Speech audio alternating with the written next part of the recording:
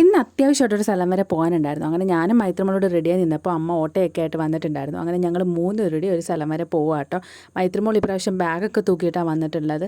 അത് മാത്രമല്ല ഓട്ടോയിലാണ് പോകുന്നത്. അതുകൊണ്ട് തന്നെ ആൾ ഭയങ്കര എക്സൈറ്റ്മെൻറ്റിലാണ്. ഓട്ടോയിലൊക്കെ കയറാൻ ഭയങ്കര ഇഷ്ടമാണ്. തീരദേശ റോഡ് വഴിയാണ് നമ്മൾ പോകുന്നത്. അതുകൊണ്ട് തന്നെ നല്ല കാറ്റുമാണ്, നല്ല അടിപൊളി വ്യൂ ആണ്. അതൊക്കെ കണ്ട് ഞങ്ങൾ പോവാണ്. അപ്പോൾ എൻ്റെ ഒരു സിസ്റ്ററിൻ്റെ വീട്ടിലോട്ടാണ് പോകുന്നത്. ആൾ പ്രഗ്നൻ്റ് ആണ്. അപ്പോൾ പുള്ളിക്കാരെ കാണാനാണ് നമ്മൾ പോകുന്നത്. അവിടെ ചെന്നപ്പോഴത്തേക്ക് എൻ്റെ സിസ്റ്റർ എന്താ കുഞ്ഞാവയൊക്കെ വെയിറ്റ് ചെയ്യുന്നുണ്ടായിരുന്നു. അങ്ങനെ നേരെ ഞങ്ങൾ വീട്ടിൽ ചെന്നു. ഞങ്ങൾ എല്ലാവരും കൂടി ഒന്നിച്ചായിരുന്നു വന്നിട്ടുണ്ടായിരുന്നത്. ഞങ്ങൾ കാണാൻ വന്ന സിസ്റ്റർ SBIയിലാണ് വർക്ക് ചെയ്യുന്നത്. ആൾക്ക് ലീവും കാര്യങ്ങളൊക്കെ ഉള്ള ടൈമിലേ നമുക്ക് കാണാനായിട്ട് വരാൻ പറ്റുള്ളൂ. അതുകൊണ്ട് അവധിയുള്ളൊരു ദിവസം നോക്കി ഞങ്ങൾ എല്ലാവരും കൂടി ഒന്നിച്ച് വന്നതായിരുന്നു.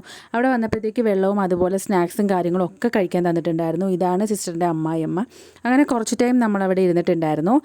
വെള്ളവും കാര്യങ്ങളും സ്നാക്സും ഒക്കെ കഴിച്ചു. പിള്ളേർക്കും വേണ്ട സ്നാക്സും കാര്യങ്ങളൊക്കെ കൊടുത്തു. അപ്പോൾ ഈ ഒരു ഫ്രൂട്ട് മൈത്രിമോൾക്ക് ഇവിടുന്ന് കൊടുത്തിട്ടുണ്ടായിരുന്നത് ആൾക്ക് ഇഷ്ടപ്പെട്ടു. അങ്ങനെ അതും ഒക്കെ കഴിച്ചു.